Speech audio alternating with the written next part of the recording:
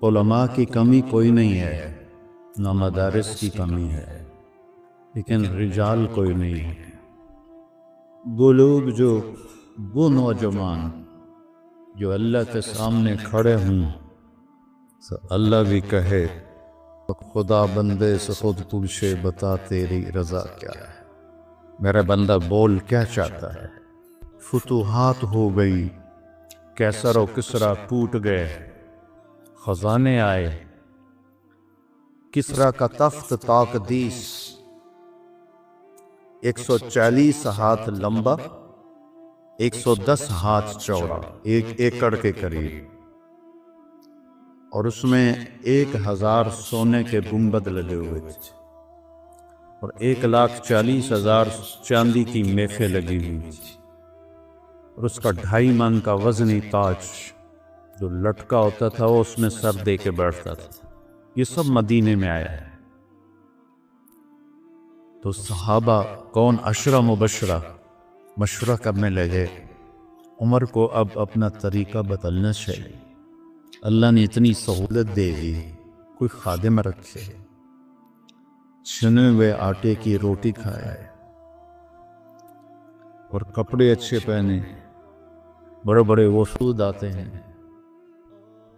تو حضرت علی کہنے لگے جو مرضی کر لو مانے گا کوئی نہیں، کہنے نہیں بات تو کرنی چاہیے۔ تو کون بات کرے؟ کہا حفصہ اور عائشہ رضی اللہ عنہ، ایک بیٹی ہے اور ازواج مطہرات میں سے، دوسری محبوب بے رسول ہے، تو ان دونوں کو تیار کیا گیا۔ یہ دونوں تشریف لائیں تو حضرت عمر گنجے ہو گئے تھے، آخر لیٹے ہوئے تھے، اٹھ کے بیٹھ گئے۔ تو حضرت عائشہ متکلم بنی کہ امیر المومنین آپ سے ایک بات کرنی ہے، کہو۔ اللہ تعالیٰ نے ہمارے نبی کے دور میں دنیا نہ بھیجی، نہ انہوں نے دنیا کا ارادہ کیا، وہ ایسی ہی چلے گی۔ میرے باپ کا زمانہ آیا، اللہ نے دنیا نہ بھیجی، نہ انہیں ارادہ کیا، تو وہ بھی ویسی ہی چلے گی۔ اب اللہ تعالیٰ نے آپ پر دنیا کے دروازے کھول دیے ہیں، فتوحات کے دروازے کھول دیے ہیں، اب آپ اپنے اوپر رحم کریں، ارفق بنفسک، اچھا کھانا کھائیں، چھنے ہوئے آٹے کی روٹی کھائیں، اچھا کپڑا پہنیں، بڑے بڑے وفود آتے ہیں آپ سے ملنے کے لیے، اور اپنے لیے کوئی خادم رکھی جو آپ کی خدمت کرے، آپ کی عمر کا بھی تقاضا ہے۔ حضرت عمر کا رنگ ایسے بدل ہوا۔ جب حضرت عائشہ نے بات ختم کی تو کہنے لگے مجھے بتاؤ تمہیں کس نے بھیجا ہے؟ کہنے لگی کوئی ہاں نہ کرو گے تو ہم بتائیں گے، ویسے تو نہیں بتائیں گے۔ فرمانے لگے اگر مجھے بتا دو نا تو میں مار مار کے ان کے چہرے دل و ہان کر دوں۔ تو پھر وہ رو پڑے، پھر کہنے لگے حفصہ تو گھر والی ہے نا؟ بتا اللہ کے نبی نے دن میں کبھی 2 دفعہ کھانا کھایا، صبح کھایا تو شام نہیں کھایا، شام کھایا تو صبح نہیں کھایا۔ کہنے لگے اللہم نعم۔ کیا تجھے یاد ہے تیرے گھر میں نبی کا بستر کیا تھا؟ ایک بوریا تھا جس کو تو دوہرا کر کے بچھاتی تھی، ایک عذاب تو نے اس کی ایک تہ اور لگا دی۔ تو آپ نے پوچھا حفصہ میرا بستر بدل دیا ہے؟ کہ نہیں یا رسول اللہ، وہی ہے، ایک تہ اور لگا دی تاکہ آپ کے لیے نرم ہو جائے، کہ اس سے واپس اسی طرح کر دے، مجھے رات کو اٹھنے میں مشکل پیش آئی۔ حفصہ تجھے یاد ہے ایک دفعہ تو نے کھانا ایک تپائی پہ رکھ کے دیا تھا، اللہ کے نبی نے اٹھا کے زمین پہ رکھا تھا اور فرمایا تھا میں جیسے غلام کھاتے ہیں میں ایسے کھاؤں گا۔ اور تجھے یاد ہے اللہ کے نبی کے پاس ایک ہی جوڑا ہوتا تھا اور اس کو خود دھوتے تھے، اور بلال آ کر کہتے تھے کہ یا رسول اللہ الصلاۃ، تو آپ فرماتے تھے بلال میرے کپڑے خشک نہیں ہوں۔ نماز لیٹ ہو جاتی تھی کہ دوسرا جوڑے نہیں ہوتا تھا۔ کہنے لگی جی ہاں، کیا تجھے یاد ہے کہ ایک دفعہ جوڑا بھی نہیں تھا، رات میں ایک انصاری عورت سے چادر منگوائی تھی اور وہ لپیٹ کر جا کے نماز پڑھائی تھی، وہ تمہیں یاد ہے؟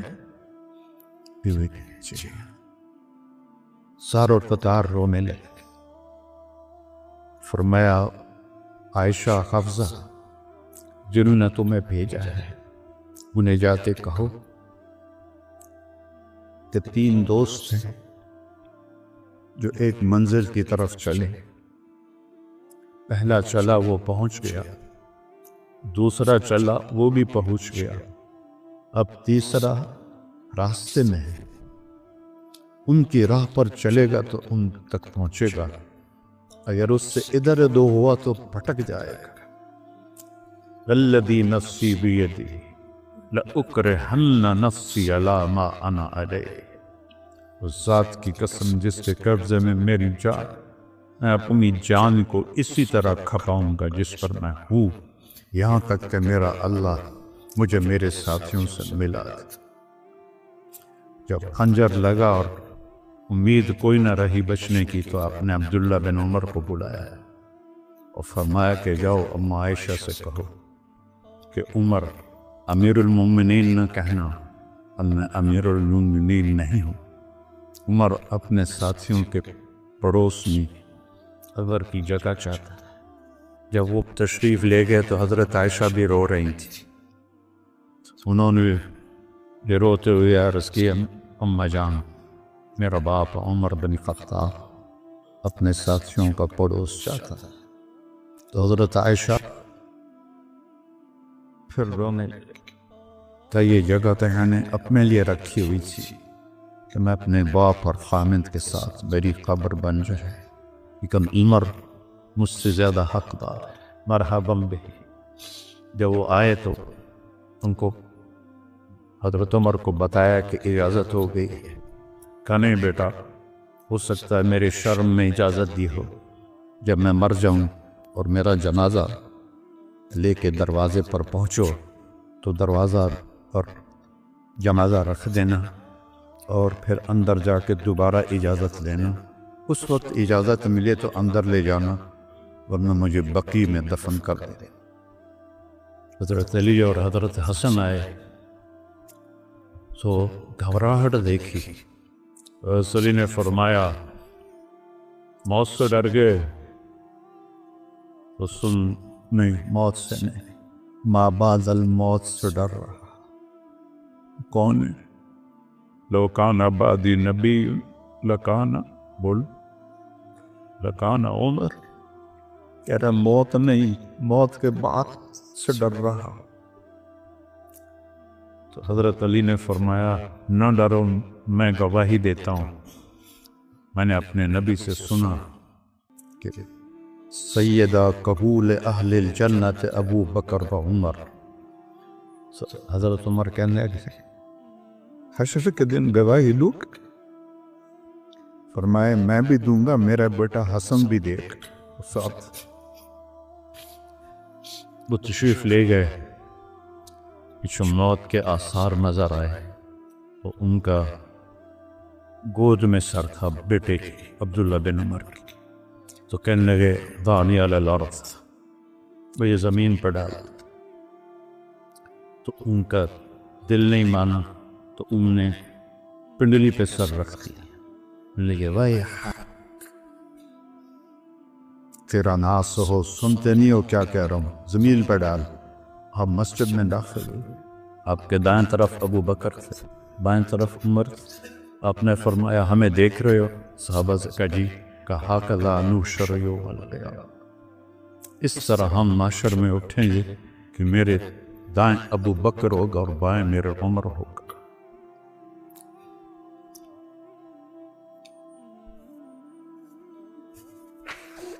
آپ نے حضرت حفصہ کو طلاق دی تو اللہ کا فرشتہ آیا کہ میرے عمر کو تکلیف ہوگی، رجوع کرو،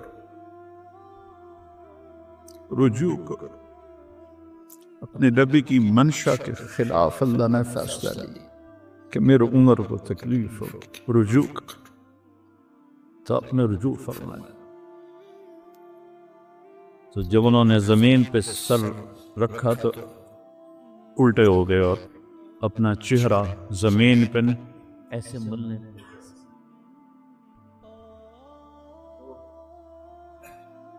ویل لک ولأمک یا عمر ان لم یغفر لک رب، ویل لک ولأمک یا عمر ان لم یغفر لک رب، ویل لک ولأمک یا عمر ان لم یغفر لک ربک۔ یہی کہتے کہتے جان نکل گئی تو برٹن رسل نے کہا، جو ایک دہریہ تھا، انگریز مفکر، اگر ایک عمر اور ہوتا تو پوری دنیا میں اسلام